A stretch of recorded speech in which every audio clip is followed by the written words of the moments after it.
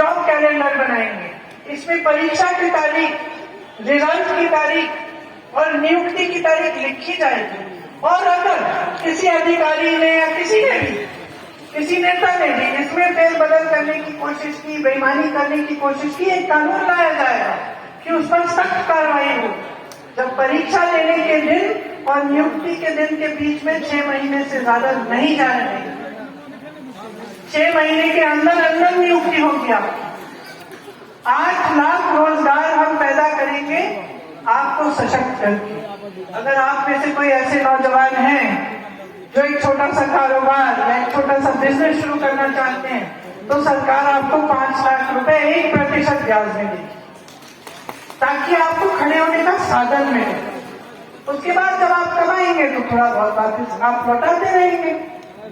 इसी तरह से 12 लाख सरकारी पद जो खाली पड़े हैं, सबसे पहले हम उनको भरेंगे।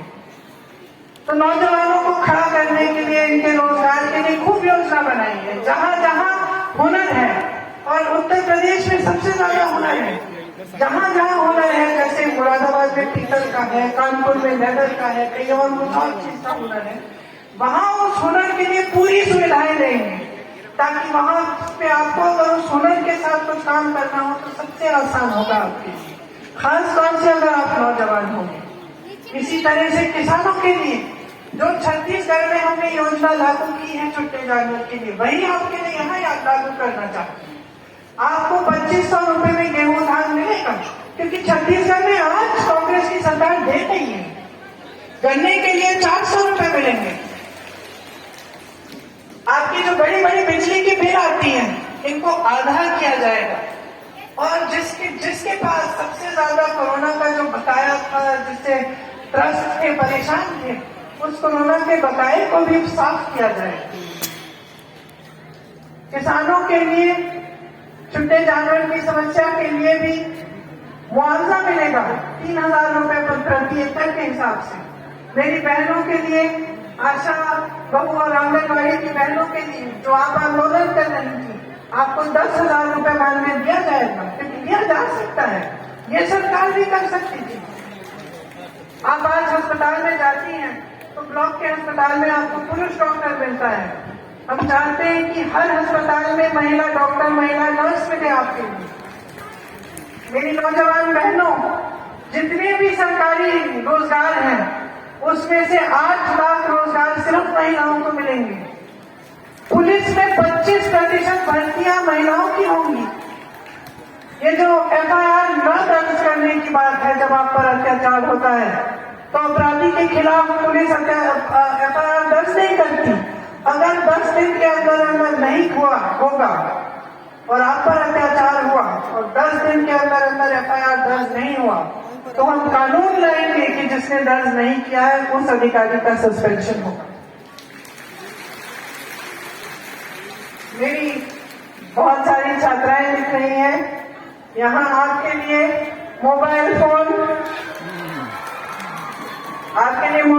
मुफ्त बनेगा, ताकि आप ऑनलाइन पढ़ाई कर पाए, तो आपको मुफ्त मिलेगा।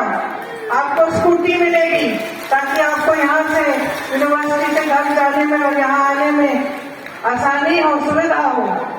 और आपके लिए बहुत सारी योजना बनाई है, आपकी सेहत के लिए, आपके सशक्तिकरण के लिए, आपके रोजगार के लिए। तो ये सब बातें हैं। बुनकरों के लिए स्पेशल पैकेज आएगा, फ्लैट रेट पे बिजली दी जाएगी। तो देखिए, ये सब बातें हैं जो आपके सामने होनी चाहिए। यही तो आपकी समस्याएं हैं, इनको हल करने की बात होनी चाहिए। और अगर हम भी आपको ऐसी खोखली घोषणा देके चले जाए, 5 साल में नहीं करे तो हमें भी निकाल दो, लेकिन कुछ तो जवाबदेही होनी चाहिए। ऐसे थोड़ी चला जा सकता है कि साल निकल गए, दशक निकल गए। ये स्वतंत्रता सेनानियों की जमीन है, यहाँ पर अपने सीने पे, अपनी छाती में गोलियां ली हैं, शहीद हुए हैं यहाँ के स्वतंत्रता सेनानी। किस लिए खून बहाया? किसके पूर्वज थे वो? आप ही के तो पूर्वज थे। किस लिए आजादी दिलाई आपको? ताकि आप इस खाई में रहें और कोई नेता आपका धर्म के बात पर, जाति के आधार पर इस्तेमाल करके सत्ता में रहे, तानाशाह बन जाए। जिस तरह से अंग्रेज दबाते थे आपको, उसी तरह से आप आंदोलन करते हो, अपने हक मांगते हो, आपको पीटा जाए, आपको जेल में डाला जाए, आपको नौकरी न मिले ताकि आप कभी आजाद न हो।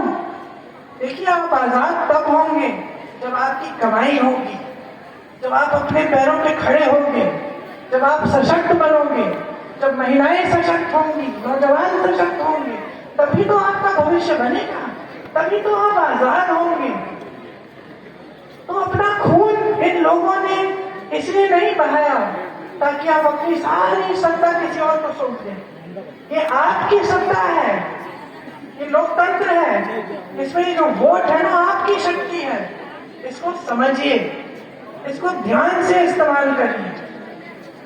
जब चुनाव आएगा तो ये बात गहराई से समझिए कि ये चुनाव आपका भविष्य तय कर रहा है। आपके बच्चों को क्या रोजगार मिलेगा कि नहीं, आपके नेता आपके प्रति जवाबदेह बनेंगे कि नहीं, क्या महंगाई घटेगी, क्या आपको किसानी करने में कोई